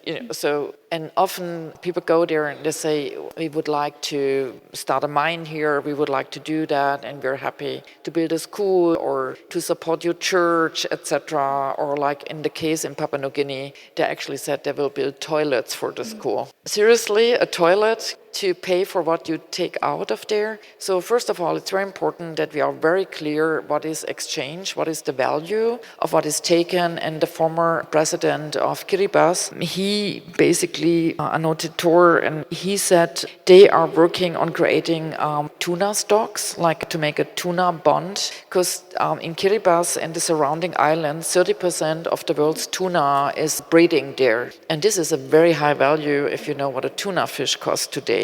And so they said, we also have value. The value is in the ocean, but it's not because it's not land. It's very difficult for them to quantify and to create an understanding of the economic value that they have. And so they're very easily also trapped into very one-sided negotiations. So I think being anti-banal, being also real, and putting the facts on the table. Thank you. June, would you like to comment on this, because you have a lot of experiences with the community? 아까 이제 그 해초 이야기 영상을 보셨는데요. 그 전에 1년 동안 프로젝트를 했다고 했잖아요. 근데 사실 저는 이분들의 노래가 어떤 이런, 사실 전 섬이 약간 고통과 어떤 전쟁의 흔적이나 식민이나 그런 고통을 갖고 있다라고 생각을 했었거든요. 그래서 그런 것들을 위로한다라는 의미에서 하기도 했는데, 이 프로젝트를 하기 전에 해녀분들하고의 대화에서 일종의 다음 세대를 위한 교훈 같은 것들이 있다라고 생각했었어요.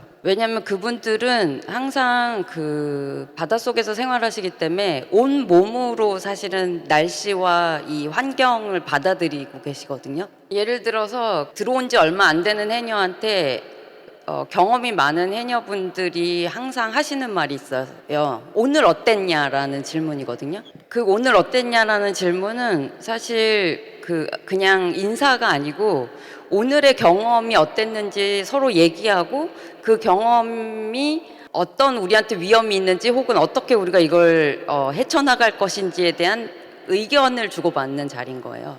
그리고 그분들이 보통 하는 얘기가 뭔가 이 생물들을 많이 잡으라고 하지 말고 항상 이 날씨 앞에서 겸손해야 된다는 얘기를 입버릇처럼 하세요.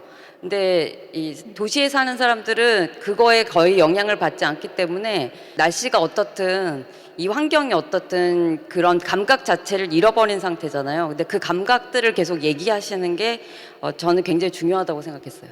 Thank you for all your inspiring responses. But it's very related to my next question. And let's go back to the lecture performance Those Words by the Taiwanese artist 𝙁𝙀𝙧𝙮, which we watched at the beginning of today's program. He describes the sensory experience of weather as fearful, anxious, and uncomfortable, reflecting his bringing in maritime culture influenced by the monsoon. So he sees this fear and anxiety as inherent to human experience and says they are driving regions like Taiwan and coastal East Asia towards globalization and eco-modern development, sometimes through cultural colonial propaganda. So my question is for Professor 𝙁𝙁𝙭𝙀. How do you traditional fear and awe of nature in monsoon affected regions like Taiwan or Singapore interact with modernization and economic development? Of course, you actually mentioned in your presentation previously, but further on that, how does this discomfort and fear influence the vision of Asian futurism? I think it's not just in Asia, but it's in general. If we live in coastlines or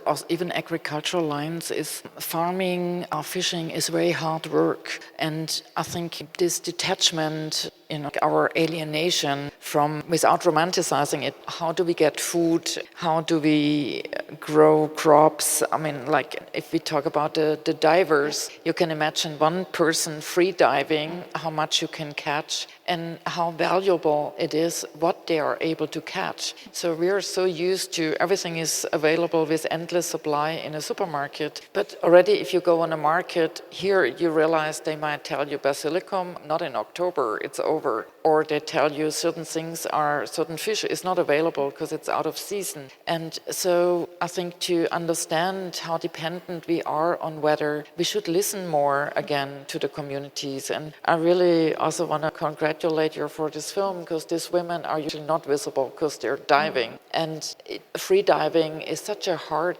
skill. And because of the overfishing and it's less and less in the ocean, they have to stay longer in the water, they have to go deeper, and it's very dangerous. And if you see these women, they were not young of age. Most of them, they're older in experience, but it's really hard on the body, like the exposure to potentially get a stroke, etc., because of the oxygen level in the body, etc., is so much bigger. Because I also know free diving, fishing communities in my region, and when they're reaching 50, it becomes really dangerous. So we are not aware that what we eat actually is connected not only to the animals that we eat, but also people who provide this food to us through their labor. In actually field of art, how do you actually envision of Asian futurism in terms of this? It's not just Asian futurism, but like to show, for example, Asia is maybe more impacted from climate change, but so is the Gulf from extreme heat. But what I think is like, for example, to make these women visible, to show them at the place where they work. You create an empathy,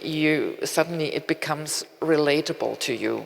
The problem is we are not relating to things anymore. And immediately you realize these women might die for our food. I mean, there is a link, and I think art can provide those links and establish an emotional relationship to locales, to cultures, etc. And I think, we all know if we meet in the same space, we're already more sympathetic to each other than if somebody is on the screen or it's just a text. And we lost a degree of interrelations. And I think what art can do is to bring back that emotion that makes us emphatic, and if we're having more empathy, we are more aware. So I think that's really, as is like one film, this video, this song can do so much more sometimes than a paper that we read.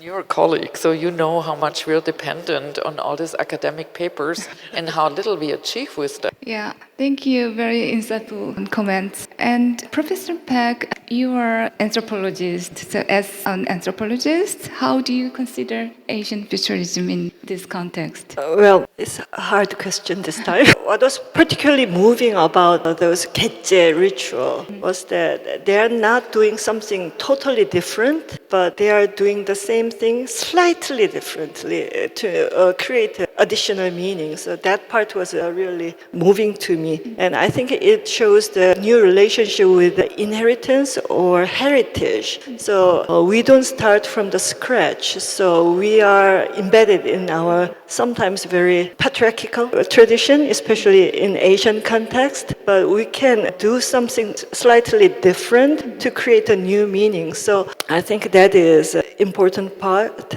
Actually, care make a distinction between what is less important and what is really important, and also paying a very specific attention to the details. So by putting more attention to the details, we can create new meanings. So that's how I imagine futurism. And also, when I was watching 𝙁𝙀𝙭𝙪 film, it reminded me of me watching a flock of seasonal birds, mostly snipers. So when they are enduring the strong snowstorm or weather, they are actually facing the wind. They are not turning back, but they don't really resist the wind. They stay there facing the wind. So I think that is resonating with the modesty the elders were talking about. So maybe, there is this crisis of climate change, so we shouldn't turn our back, but it's not we are really resisting it, but we are facing the wind and trying to stay there and to create a new meaning. So that's how I imagine futurism in this context. Thank you. Interesting comments. And June, would you like to comment on this? 좋은 얘기를 많이 들어가지고 감사합니다. 근데 여전히 제가 제주도에 가면 항상 바람이 오늘 불까 내일 불까 이런 걸로 항상 얘기가 많으시거든요. 저도 그거 따라서 내일은 비가 올까, 이게 날씨가 너무 급변하니까 그렇기도 하고, 제가 또 그 제주도에 있는 제주춤예술원의 무용수들하고 같이 협업을, 그 프로젝트를 같이 했었는데요. 거기서 또 배운 거는 뭐였냐면, 저희가 이제 이 해녀분들이 물속에서 어떤 동작을 하는지를 물어봤었어요. 그래서 그 리서치를 했었는데, 이를테면 소라를 잡을 때는 어떤 손 동작을 하고, 그 다음에 문어를 잡을 때는 어떤 그 도구로 어떤 손동작을 하는지를 물어봤었거든요. 근데 그게 왜 중요하냐면, 이 동작을 허투루 하면 목숨이 위험하기 때문인 거예요. 근데 그 동작을 가지고 그 무용수 분들이 춤으로 만드셨어요. 그래서 그걸 해녀 그 물질 체조라고 해서 이 지역에 있는 작가분들, 그러니까 그 무용수 분들한테 되게 많이 배운 점이에요. 저희가 리서치를 또 같이 하기도 했고, 그것이 어떤 동작으로 또 나오고, 이 동작이 그 해녀가 아닌 분들한테 전해진다라는 게 굉장히 그 좋은 경험이었습니다. Now we will take a couple of questions from the floor. So I have some question for Dr. 𝙁𝙁𝙭𝙀. It's very interesting project, and I'm really happy to learn what you're doing in Singapore. And I'm really curious about how you, let's say, use all the informations with your fellow research fellows, and what eventually would you guys would like to do with the resource of what is the result of you guys' researches. Are you just doing it because you mentioned it's like urgent situation, but as you mentioned also academic situation is not that, maybe it cannot be urgent in their view. So what are you going to do with the results? The hope is always to create, as you said, awareness, to extend the group. We just had a meeting also with a climate scientist, marine biologist, and he said, if we always telling people it's so dire, it's so bad, people think anyway, what can we do? It becomes fatalistic. So I think it's really important to keep things portioned in a way that people can participate. So I'm very happy, as I said, Angela, our research assistant, she's also in a climate advocacy group. I'm very glad that they're doing this. I cannot do that. Even working in a university, I wouldn't be allowed to do that. But so they're doing it. But we can provide them with jobs so they can do advocacy in their free time. We can support artists like Ocean Space creates visibility. Ocean Space is maybe with what they present more visible than we can be in academia, because it reaches such a wide audience, a very diverse audience, also potential donors. And what is very important is, I always say, we have to see what is in front of our nose. What can we do in our radius? For example, Angela and I, together with a PhD student, we created a database supported also by the Ministry of Culture. It was not much money. We worked a year to give access to environmentally engaged artistic practices in South Asia, Southeast Asia, and the Pacific. We have about 100 data sets now, growing, because scientists often say they would love to work with artists because they also know artists work with underwater recordings, or they're working on films, they're doing photography. They're also in the long haul. So the scientists often say, we don't know anybody, or we know policymakers. They said, but we don't know a community. So it's to create access points to the different communities. I think that's what we can do in the university. Also, we have now more students who really want to engage. So there are not many degrees that engage directly with the climate change if you're not a meteorologist or a marine biologist or so. But we need people who work in climate policy, who work in climate advocacy, etc. We have to change also what we offer in universities to address really the urgencies. We need also economic solutions. What I see, the communities are struggling. They have no economic future. So the problem is we have to address, if we talk about Asian futures or futurism, I think we have to address the anxiety of young people.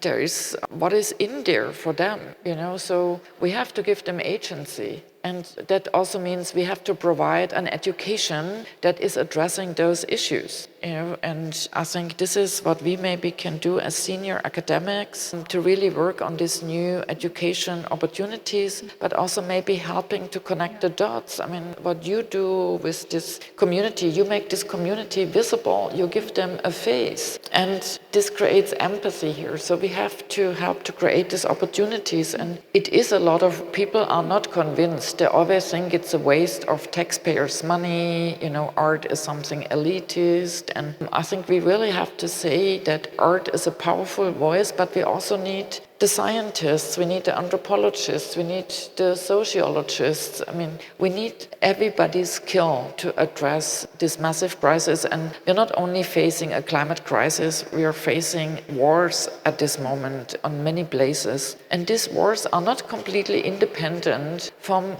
climate change, from resources. And deep down, if we look closer, it has to do with ownership of resources. So we can also not shy away from this, and we need to talk at the end of the day. Thank you. Thank you for the nice lecture. I really enjoyed. And I have a question to Professor Bauer. You just mentioned in your presentation and your talk about externism and also returning to the community that you research in, and also you talked about value ideas. And this was really interesting because I'm currently studying in a German art school, and nowadays we're talking about a lot of communities and how to research or talk about them or visualize their communities. And always the following question in the groups are talking about is how we can return them. As an example, some people even say making an artwork, and you just mentioned visualizing them can be a way of returning to their knowledges and resources they have provided us to also understand them and also research on them basically. But I would like to know some more exact or clear examples that you have, return them, what kind of clear examples would be to sustain ourselves from the externism, because I'm not really sure about it. And even though in the art school or in this institution we talk about it, but it's very abstract to me. So I would like to ask that question. Yeah, it might be interesting also what my colleagues here have to say to that, because each of them work with a community. But very directly, for example, when we worked with the Orang Laut SG, we gave them the equal amount that we gave to the other collaborators to create a project. So my university not necessarily did like that, but we can do that under service providing. So we are still far away that we can say, oh, they are an equal researcher, but we can find ways. For example, Further Art, with whom we collaborated on, they recorded all of these films and interviews by themselves about people impacted, sharing this with us. We give them a fee. And when we were there, we gave them money to hosting our workshops, etc. So we give literally We return financial support, which is often barely needed. We pay their labor. If we work with community, they're contributing. We're getting paid as academics, so they need to be paid. So if we work with artists, I ask them to give a copy of what they do to the community. Like I can show the video, they can show the video, and I'm sure you gave back the film to the community. They can show it to their families, their friends, politicians. So I think if you do research, I'm sure also the community can benefit. And We'd love to continue, but unfortunately our time is running out and we need to conclude here. Thank you for this fascinating discussion today, and also great thanks to our audience for staying with us until late hour.